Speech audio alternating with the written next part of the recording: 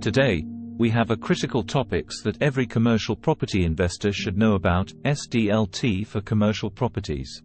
Firstly, stamp duty land tax, SDLT, is a significant tax imposed by the United Kingdom, UK, government on property transactions. It plays a crucial role in the real estate market, particularly in commercial property transactions. Definition of SDLT.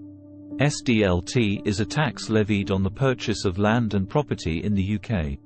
It applies to both residential and commercial properties and is payable to Her Majesty's Revenue and Customs (HMRC) upon the transfer of property ownership. The tax amount varies based on the property's value and other factors, making SDLT a significant financial consideration in property transactions. Evolution of SDLT.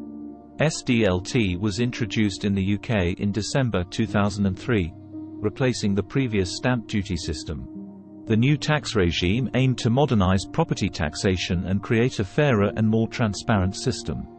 Over the years, SDLT has undergone several changes, with the UK government periodically reviewing the rates and thresholds to align with market conditions and economic goals. SDLT thresholds and rates. SDLT is structured into different bands, with each band subject to a specific tax rate. The tax rates are progressive, meaning the percentage of tax increases as the property's value rises. For commercial properties, the rates can vary depending on the transaction type, such as leasehold or freehold, and the nature of the buyer or tenant. Calculating SDLT accurately is essential to avoid unnecessary tax burdens and ensure compliance with legal obligations. Purpose and importance of SDLT in commercial property transactions. One of the primary purposes of SDLT is to generate revenue for the UK government. The tax collected from commercial property transactions contributes significantly to the government's coffers and helps fund various public services and infrastructure projects. Understanding SDLT calculation for commercial properties. Identifying the chargeable consideration. The first step in calculating SDLT is to determine the chargeable consideration, which is the amount paid for the commercial property. It includes the purchase price, any VAT, and other consideration elements agreed upon in the transaction. Assessing the property value. Once the chargeable consideration is identified, the next step is to assess the property value using the appropriate SDLT rates and thresholds. This involves understanding the different SDLT bands based on the property's purchase price or lease premium. Determining the SDLT rate. With the property value determined, the applicable SDLT rate is chosen based on the specific SDLT bands. Different rates may apply to different portions of the chargeable consideration within each band. Calculating the SDLT amount. The final step is to calculate the SDLT amount based on the chosen SDLT rate and the property value. This involves multiplying the applicable SDLT rate by the relevant portion of the chargeable consideration for each band and summing up the results. Common scenarios and examples of SDLT calculations. Scenario 1. Freehold commercial property purchase. Example. A company acquires a freehold commercial property for £750,000. Chargeable consideration, £750,000. SDLT bands and rates. 1. First £150,000, 0% rate, equals £0. 2. £150,001 to £250,000, 2% rate, equals £2,000. 3. £250,001 to £750,000, 5% rate, equals £25,000. SDLT calculation. Total SDLT equals £0 plus £2,000 plus £25,000 equals £27,000. Scenario 2. Multiple property purchase. Example. A company acquires several adjacent commercial properties for a combined total of £1,500,000.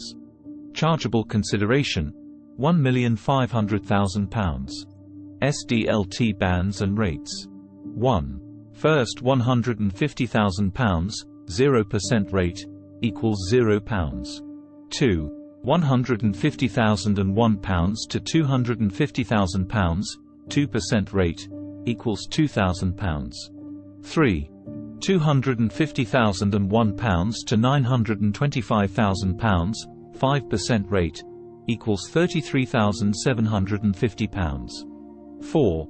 £925,001 to £1,500,000, 10% rate, equals £57,500. SDLT calculation. Total SDLT equals £0 plus £2,000 plus £33,750 plus £57,500 equals £93,250. Lease extensions and renewals differ in their legal and tax treatment. SDLT considerations for lease extensions. When a lease is extended, SDLT may be payable on the additional premium or consideration paid to the landlord. The treatment of SDLT varies based on factors such as the length of the extension and whether the lease is residential or commercial. SDLT considerations for lease renewals. SDLT on lease renewals is assessed based on the new lease's terms, including any premiums or rent paid during the renewal process. The tax treatment is different for residential and commercial properties. In conclusion, SDLT is a vital component of the UK's property taxation system, and its significance cannot be understated in commercial property transactions.